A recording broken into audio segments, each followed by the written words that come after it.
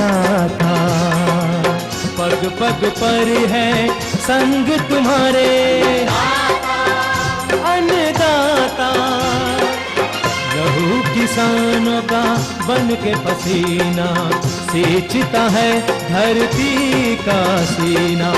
मेहनत का तेरी हक दिलवाने, नई तकनीक नई खोज बताने। पशुधन को गुणवान बनाना, पौध सुरक्षा को सिखलाना, खेती के सब गुर समझाने, भारत का सरताज बनाने। आठों पहर है संग तुम्हारे अन्नदाता, अन्नदाता। नमस्कार, मैं हूं कात्यायनी चतुर्वेदी और आप सभी दर्शकों का अन्नदाता कार्यक्रम में बहुत स्वागत करती हूं। हर रोज की तरह कार्यक्रम में लेकर आई हूं खेतीबाड़ी से जुड़ी हुई बहुत सारी लाभकारी जानकारियां। तो चलिए सबसे पहले देखते हैं क्या है विशेष आज के कार्यक्रम में। अच्छी फलन हेतु नींबू के बाग में कीट एवं रोगों का नियंत्रण। फूल गोभी की अच्छी उपज हेतु फसल में समसामयिक कार्य।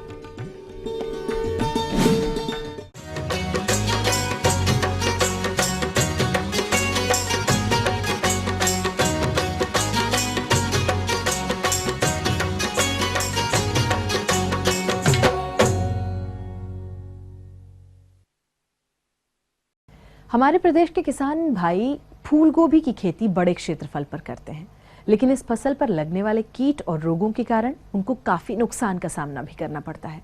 इसका मुख्य कारण यही है कि आप फूल गोभी की फसल में समसामयिक कार्यों को सही ढंग से संपादित नहीं कर पाते। तो फसल में इन कार्यों को कैसे करना है, इस विषय पर अपने अनुभवों को बता रहे हैं योगिया जिला मधुबनी के एक प्रगतिशील किसान लाल बहादुर सिंह।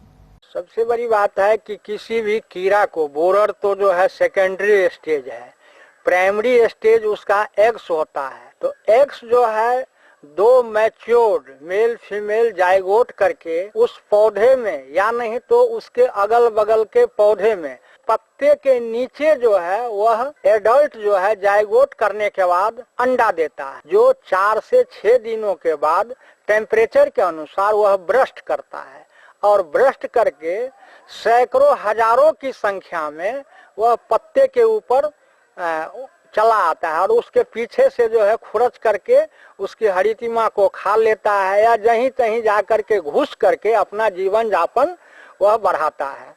फिर उससे कुछ बड़ा होने के बाद प्यूपा होता है, प्यूपा में भी वो सुसुप्ता अवस्था में चला जाता है। कुछ दिन पड़ा रहा, फिर उसमें से ब्रस्ट उसका जो है एक मुंह खोल करके फिर वह फ्लाई की तरह उड़ करके फिर यह जो है पत्ते के नीचे जा करके अंडा देता है। यह उसका जीवन चक्र हुआ। तो हमें नुकसान दिखाई कब पड़ता है, जब एग से लार्वा होता है, लार्वा में ही जो है वो नुकसान करता है। तो सबसे पहले तो हमें उसके एडल्ट को फेरोमोन ट्रैप या नहीं तो लाइट ट्रैप, इस तरह से हमको जो है उसका नियंत्रण करना चाहिए। तो लाइट ट्रैप के लिए संध्या के समय में खेत में फसल के ऊंचाई के बराबर दीपक जला दें और दीपक जला करके किसी बर्तन में जो है बीच में दीपक को रख दें और बर्तन में पानी डाल करके उसको उसमें मालाथियन या मिट्टी का तेल डाल देंगे तो रोशनी पर आकर्षित हो करके उसका फ्लाई जो है रोशनी पर आकर के जलेगा या वहां आएगा, पानी में गिरेगा, वो मर जाएगा। दूसरी बात, हम यदि उसमें पंक्ति में कोई गेंदा का पौधा लगा दे जो उससे ज्यादा आकर्षक होता है, तो वह जो है 8 से 10 पंक्ति के बीच यदि हम गेंदा का पौधा लगा देते हैं, उसमें जो है उसका वह ज्यादा लविंग फ्लावर उसका है, वहां वो जाएगा और उस पर हम किसी कीटनाशक का स्प्रे कर देंगे। फिर तुलसी का हम जो है कहीं कहीं हम लगा देंगे तो उससे भी जो है रिप्लेंटा है उसमें दूर भागता है। तो ये तो हो गया हमारा वानस्पतिक नियंत्रण। अब है कि कीट नियंत्रण दवाएं हैं, उसको तो किसी कीटनाशक मालाथियन से लेकर मोनोक्रोटोफॉस का 50% और 5% साइपरमेथ्रिन का किसी स्टिकर के साथ उसका पत्ते के नीचे या नीचे से स्प्रे करना चाहिए। स्प्रे मशीन को पत्ता के पिछले भाग में ले जाकर के शाम के वक्त में करना चाहिए, कारण तेज धूप में यूं ही कीड़े जो है पत्ते के नीचे जाके छुप जाते हैं तो उचित परिणाम हमें नहीं मिल पाता है। तो इस तरह से खेत की साफ सफाई, आरी के अगल बगल में खरपतवार हो उसका नियंत्रण और time to time light trap का जो है व्यवस्था की जाए तो कीड़ा का बहुत हद तक नियंत्रण किया जा सकता है। किसान भाइयों, अभी आपने कृषक के अनुभवों को सुना और इस संबंध में और अधिक जानकारी के लिए आइए मिलते हैं जिला कटिहार के एक विषय विशेषज्ञ सुनील कुमार से। गोभी में मुख्यतः एक तो ये डिप्टेरा लुटेरा का इस समय लक्षण है जिसके कारण किसान भाई त्रस्त हैं।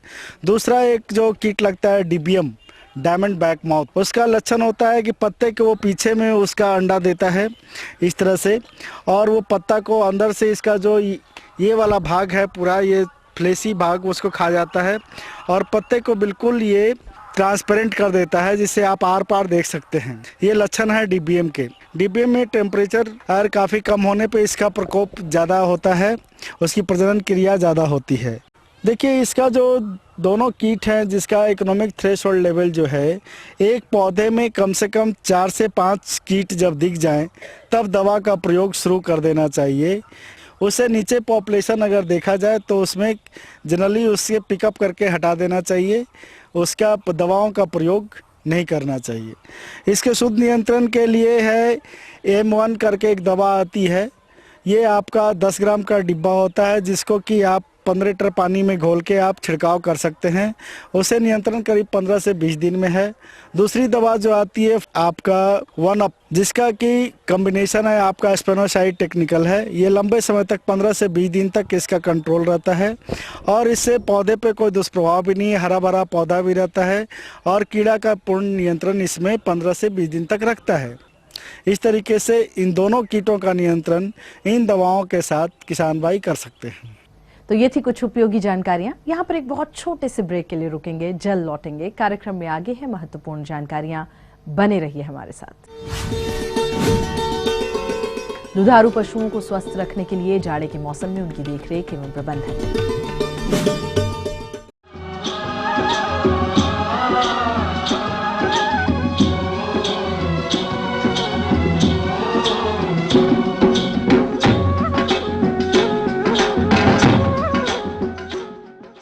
तो ब्रेक के बाद आपका एक बार फिर से बहुत स्वागत है अन्नदाता कार्यक्रम में। बढ़ते हैं अपनी अगली प्रस्तुति की ओर।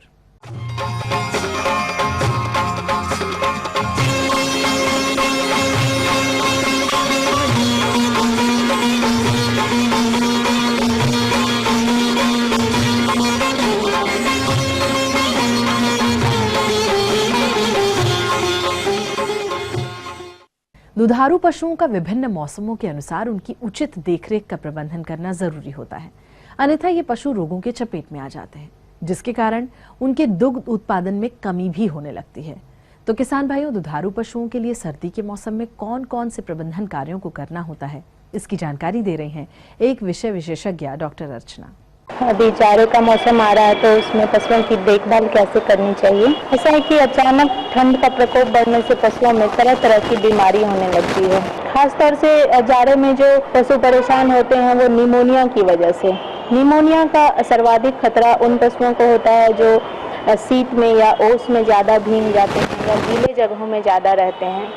निमोनिया हो जाने से पशु चारा खाना कम कर देता है, सांस फूलने लगती है, पशु हाँफता हुआ रहता है और उनके बदन में बुखार रहता है। पशु को निमोनिया हो जाने से पशुपालक को चाहिए कि वो गुड़ के साथ उन्हें अजवाइन खिलाएं, टारपीन तेल से गाय के बदन की मालिश करें तथा गूगल से उनका धूम्रपान करना चाहिए। जाड़े के समय में पशुओं का खास ख्याल रखना चाहिए। उनका जो रहने का स्थान है, जो उनके बांधने का स्थान है, उनकी साफ सफाई का अच्छा ध्यान रखना चाहिए। सुबह शाम वहाँ सफाई करनी चाहिए तथा जाड़े के टाइम में पशुओं को खुले में न बांधकर बंद जगह में, जहाँ चारों तरफ से बंद हो, जहाँ ठंडी हवा न आए, ऐसे जगह पे उनको बांधना चाहिए। उनके बदन पे गर्म कपड़ा, बोरा या जूट के बने गर्म कपड़े डालने चाहिए तथा उनके बिछौने का भी उत्तम प्रबंध होना चाहिए। बिछौने के लिए पर्याप्त मात्रा में पुआल, या फिर गन्ने की खोई का इस्तेमाल कर सकते हैं, जिससे जो जमीन से जो ठंडक मिलती है उस ठंडक के प्रभाव से उनको कम किया जा सके। गाय जो होती है उनका बदन का सामान्य तापक्रम जो होता है वो 101 डिग्री फ़ारेनहाइट होता है और अन्य सामान्य स्तनधारियों की तरह गाय भी जो है वो उष्ण रक्तधारी यानी कि हॉट ब्लडेड एनिमल है, तो उनके बदन के तापमान को उन्हें नियत रखना होता है। और जाड़े में जब अधिक ठंड पड़ती है तो शरीर का बाहरी तापमान जो है वो कम हो जाता है और उनके बदन के अंदरूनी तापमान को नियत रखने के लिए उन्हें ज़्यादा ऊर्जा की जरूरत पड़ती है। उनका शरीर को बदन को गर्म रखने के लिए ज़्यादा ऊर्जा का क्षय होता रहता है, जिससे उनके विकास एवं प्रजनन पे प्रतिकूल प्रभाव पड़ता है। ऐसी स्थिति में उनके सेहत को बनाए रखने के लिए पशुपालक को चाहिए कि चारा अधिक मात्रा में दें, सूखी घास या अनाज की मात्रा बढ़ा दें। चारा गीला देना हो तो ताजे पानी का वो इस्तेमाल करें और पर्याप्त मात्रा में उन्हें पानी देते रहें।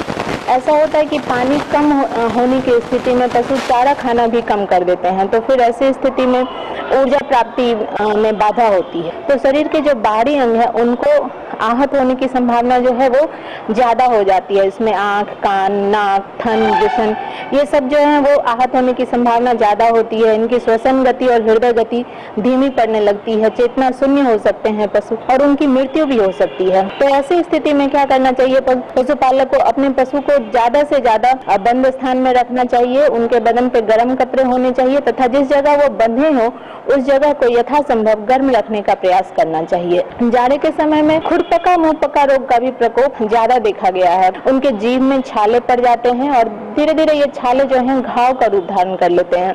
फिर इसी तरह के घाव खूर में भी हो जाते हैं, उनमें कीड़े पड़ जाते हैं। तो ऐसी स्थिति में खुरपका मुंहपका रोग से बचने के लिए पशुपालक भाई को खुरपका मुंहपका रोग से संबंधित टीके आते हैं, तो उनका टीकाकरण करवा लेना चाहिए। मुंह में जो छाले पड़े हैं उनमें बोरोग्लिसरीन लगाना चाहिए तथा उन्हें खाने के लिए नरम चारा देना चाहिए।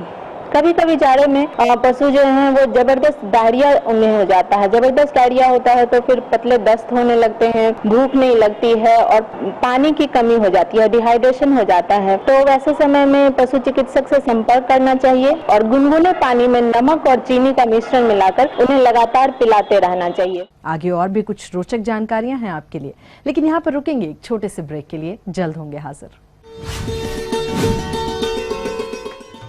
अच्छी फलन हेतु नींबू के बाग में कीट एवं रोगों का नियंत्रण।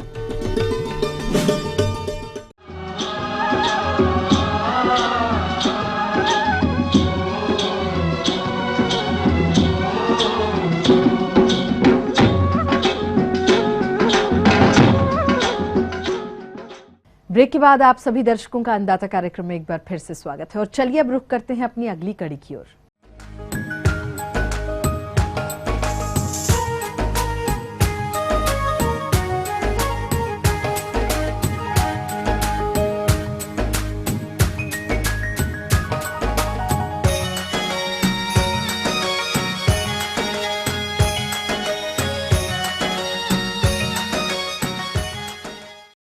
नींबू के बाग से गुणवत्ता वाले अधिक फलों के उत्पादन हेतु बाग को कीट और रोगों से मुक्त रखने के लिए कौन कौन से उपायों को अपनाएं, इस विषय पर जानकारी लेते हैं एक कृषि वैज्ञानिक डॉक्टर अभिमन्यु यादव से। प्रमुख रोगों में से नींबू का एक बहुत ही प्रमुख रोग है सिट्रस कैंकर या कैंकर रोग, जो ये जीवाणु के कारण से उत्पन्न होने वाली बीमारी है। इसके प्रथम लक्षण पहले पत्तियों पर हल्के पीले धब्बे के रूप में दिखाई देते हैं। रोग बाद की दशा में टहनियों में और कांटों पर भी आ जाता है। रोकथाम समयानुसार न करने पर प्रभावित पौधों की पत्तियां गिर जाती हैं तथा पौधा सूखने लगता है। इसकी रोकथाम के लिए नीचे गिरी हुई ग्रसित पत्तियां, जो रोग से ग्रसित पत्तियां या टहनियां हैं, उनको काट छांट करके बाग से अलग कर देना चाहिए तथा कहीं जा करके एक जगह जला देना चाहिए। रोग को किसी हद तक इसको रोकने के लिए पूरे पौधे पर वर्षा के पहले बोडो मिक्सचर जो 50% का होता है उसका छिड़काव किया जाए, या स्ट्रेप्टोसाइक्लिन 200 ppm की 2 मिलीलीटर मात्रा प्रति 10 लीटर पानी में मिला करके छिड़काव करें। इसी तरह से ताम्रयुक्त रसायन जैसे कॉपर ऑक्सीक्लोराइड की 0.03% का छिड़काव 15 दिन के अंतराल पर करने से भी इसमें लाभ होता है। दूसरी जो समस्या आती है इसमें नींबू में डाईबैक या उल्टा सूखा रोग, ये कम आयु के पौधों पर बीमारी कम दिखती है, परंतु 10 वर्ष की आयु के बाद पौधे रोग से ग्रसित होने लगते हैं। इसकी टहनियाँ ऊपर से सूखने लगती हैं कि कैंकर रोग का आना या उसकी बहुतायत मात्रा में उसके रोग जनक को पाया जाना।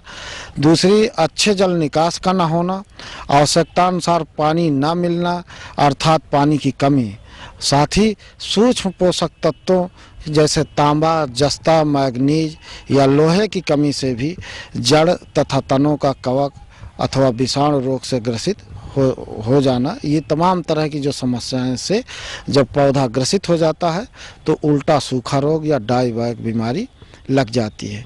इसकी रोकथाम करने के लिए जरूरी है कि सूखे भाग की कटाई करके कटे भाग पर 50% कॉपर ऑक्सीक्लोराइड का लेप लगा देना चाहिए।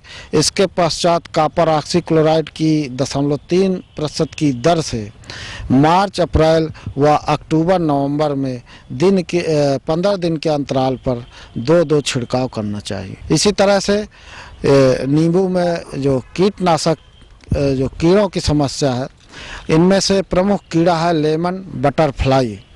जो नींबू का तितली या नींबू का बटरफ्लाई कीड़ा, ये क्या करता है कि नींबू की तितली का गिडार कोमल पत्तियों को बहुत तेजी से खा करके इसकी पत्तियों को केवल मध्य सिरा का ही भाग छोड़ते हैं। पौधा अगर यदि नर्सरी में इस कीट के प्रकोप होने से पौधा पूरा साल ग्रसित रहता है तथा गिडार या भूरे काले रंग के सफ़ेद धब्बे पड़े रहते हैं जो पूर्ण वृद्धि होने पर हरे रंग के हो जाते हैं। इसकी रोकथाम के लिए मोनोक्रोटोपास 0.05% की 1.5 ml मात्रा या फास्फेमिडान की 1.5 ml मिलीलीटर मात्रा प्रति लीटर पानी में घोल बनाकर छिड़काव करना चाहिए, जिससे कि ये कीड़ा खत्म हो जाए। इस प्रकार किसान भाइयों, हम अपने नींबू के बाग में समय से रोग व कीड़ों का प्रबंधन करके एक अच्छा आर्थिक लाभ कमा सकते हैं।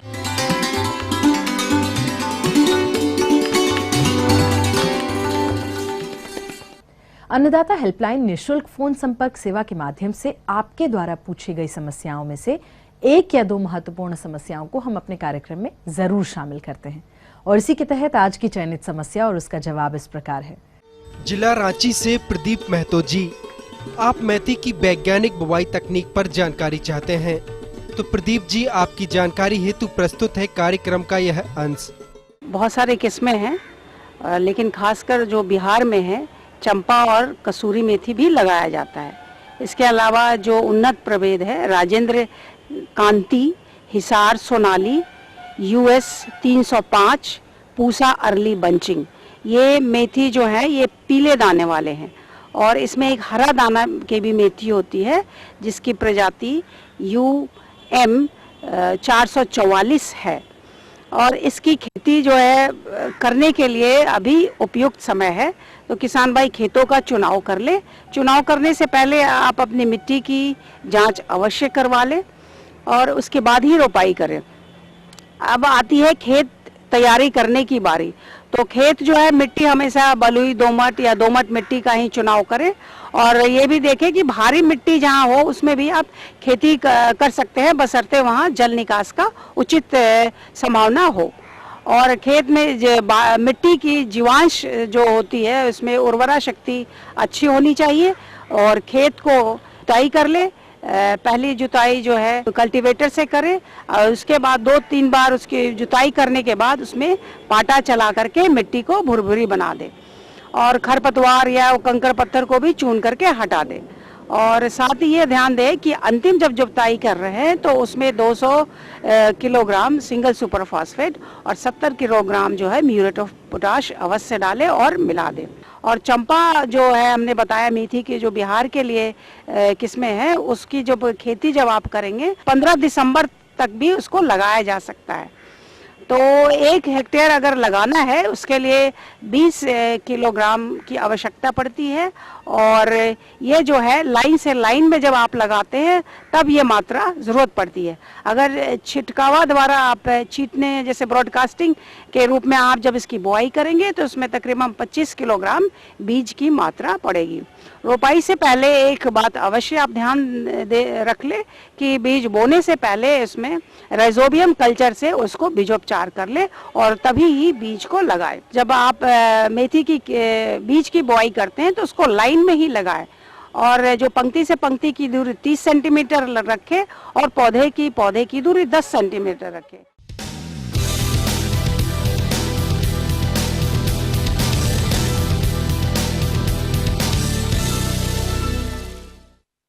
तो राज्य की विभिन्न मंडियों में कृषि उत्पादों के चढ़ते उतरते बाजार भाव की संक्षिप्त जानकारी इस प्रकार है।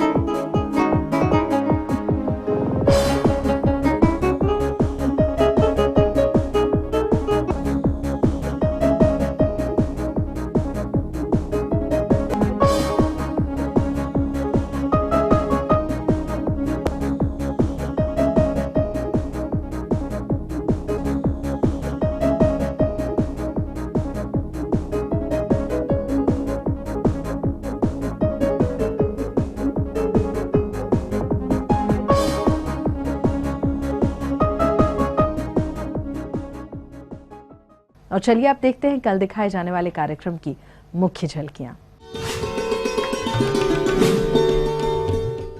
टमाटर की अच्छी उपज हेतु फसल में पौध सुरक्षा उपाय, जई की उन्नत किस्में एवं वैज्ञानिक बुआई तकनीकी।